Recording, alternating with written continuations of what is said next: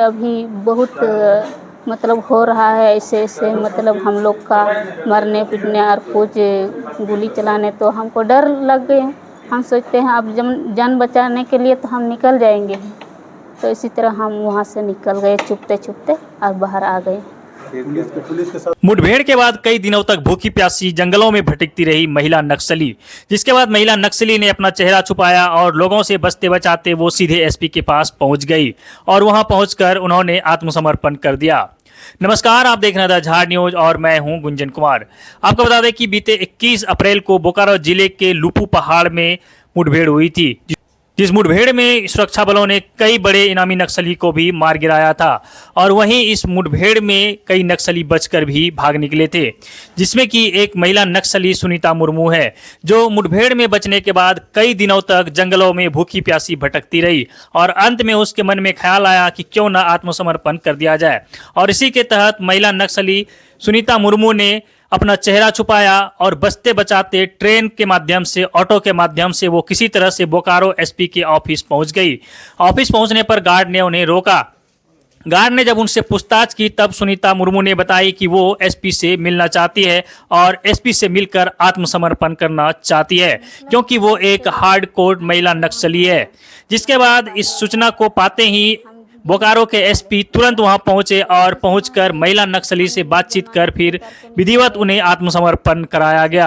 आपको सुनवाते हैं कि महिला नक्सली सुनीता मुर्मू ने आत्मसमर्पण करने के बाद मीडिया कर्मियों से क्या कुछ कहा है।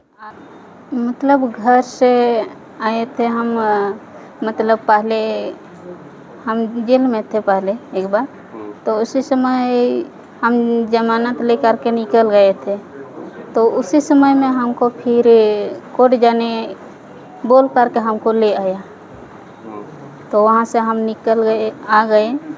तो हम सोचे कोर्ट ले जा रहा है तो हम जाएंगे ही, और पहले से मेरा सोच था हम सरेंडर करेंगे, तो वहाँ से हमको ले आया और फिर ले आ करके हमको उसी में फिर जोड़ दिया और उसी में जोड़ करके हम मतलब यही लुगू पे जगह में रह गए।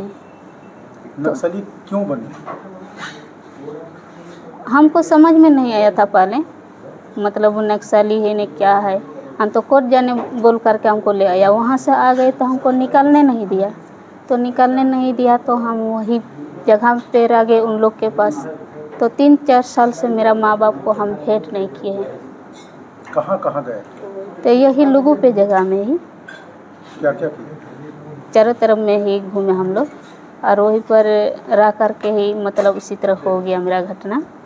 तो इसी तरह हो गया तो मतलब हम देखे अभी बहुत मतलब हो रहा है ऐसे ऐसे, मतलब हम लोग का मरने पीटने और कुछ गोली चलाने, तो हमको डर लग गए। हम सोचते हैं अब जान बचाने के लिए तो हम निकल जाएंगे, तो इसी तरह हम वहाँ से निकल गए छुपते छुपते और बाहर आ गए। पुलिस के साथ कहीं मुठभेड़ में थे? नहीं थे। सरेंडर करने का कैसे सोचे? हम सोचे मतलब अब गलत रास्ता में नहीं जाएंगे, अब हम सही रास्ता पकड़ेंगे, अपना माँ बाप से मिलेंगे और उस सब को लेकर के और हम भी सरेंडर करेंगे। आपने सुना कि महिला नक्सली सुनीता मुर्मू ने बताया कि किस तरह से उन्हें भाकपा माओवादी नक्सली संगठन में शामिल कराया गया था। हालांकि अब वो मुख्य धारा में लौट गई है और सरकार द्वारा मुख्य धारा में लौटने वाले नक्सलियों के लिए जो प्रावधान है अब उसे उस प्रावधानों के तहत लाभ दिया जाएगा। आइए सुनवाते हैं कि इस मौके पर बोकारो के एसपी ने क्या कुछ कहा है।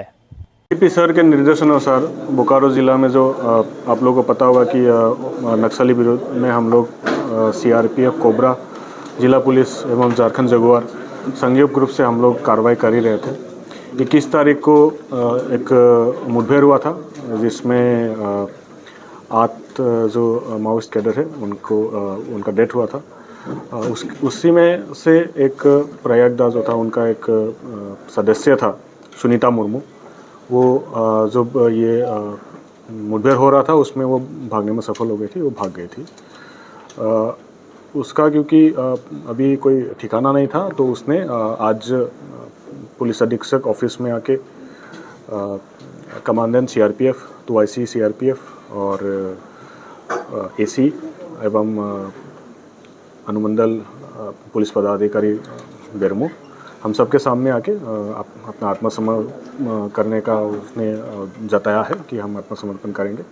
तो इसी के अनुसार हम लोग सब उनको मुख्य धारा में जोड़ने के लिए उनका सरेंडर को मतलब करते हैं। पॉलिसी है, पॉलिसी के अनुसार मेरे ख्याल से उनको 3 लाख पहले मिलता है, उसमें एक टेन्योर रहता है 1 लाख का, तो वो वाला उनको मिला जाएगा।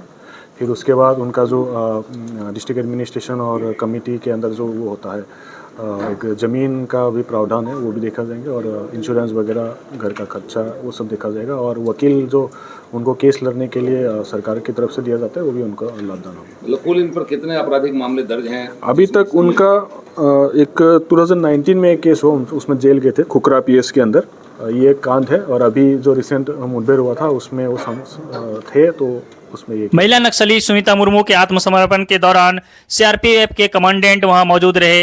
इनके अलावे बोकारो के अपर समाहर्ता भी वहां मौजूद रहे। तो चलिए फिलहाल बने रहिए हमारे साथ और देखते रहिए द झार न्यूज।